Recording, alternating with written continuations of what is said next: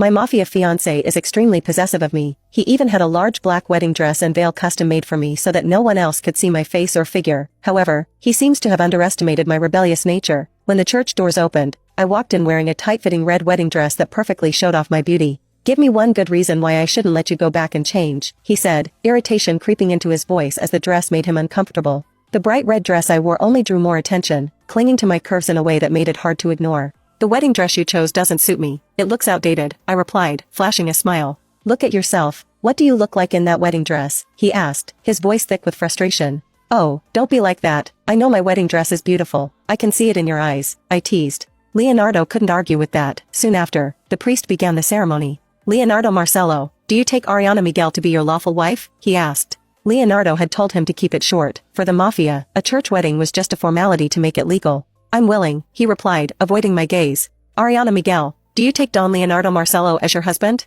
As if I had a choice, my father had threatened my mother's life to force me to marry this mafia boss in place of my stepsister. "I do," I said. When the priest asked if anyone objected, there was silence. "I now pronounce you man and wife," the priest declared. We exchanged rings, but no vows. This wasn't a love story, just a political alliance. The band began to play, and we left the banquet hall hand in hand. In the car, Leonardo leaned toward me, a sly smile on his face. "Mrs. Marcello," he teased. I rolled my eyes and stared out the window, flustered. "You know we're supposed to share a bedroom now, and both families are eager for an heir," he added. My cheeks burned, and I prayed he hadn't noticed, but of course, he had. "What are you thinking about? Your face is as red as your dress," he teased. "Don't you know how to handle being ignored?" I snapped. "I know, but I don't care," he retorted. "Stay away from me," I said firmly. "You know I can't. I have to give the family an heir. Come here," he whispered, pulling me closer. I gasped as he quickly pulled me onto his lap, my arms instinctively wrapped around his neck, one leg draped over his hip. "He's gone mad," I thought. "Let me take off your veil," he said, but the moment he did, he regretted it. His position made it hard to control himself.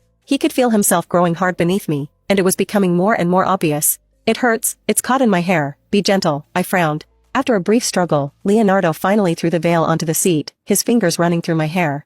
"I love your hair," he whispered, his voice soft. I was confused by his sudden tenderness. "Why are you being so gentle with me all of a sudden?" "Because you're my wife now. If you don't listen to me, I'll punish you in other ways, Alia," he whispered. "Don't tell me you've fallen in love with me," I protested. "Maybe I already have," he whispered. I froze. "What do you mean?" "I've known you before you even knew me," he said, leaning in closer. "I've always been a part of your life, Aria." I pulled back. "This isn't fair. The bride hasn't even met the groom before the engagement," I whispered. "I prepared a gift for you. I hope it makes up for everything," he said, pulling out a red velvet box. "What's inside?" "You'll find out soon enough," he said with a smile. The car stopped, and Leonardo helped me out. The ballroom was lavishly decorated, filled with guests, champagne glasses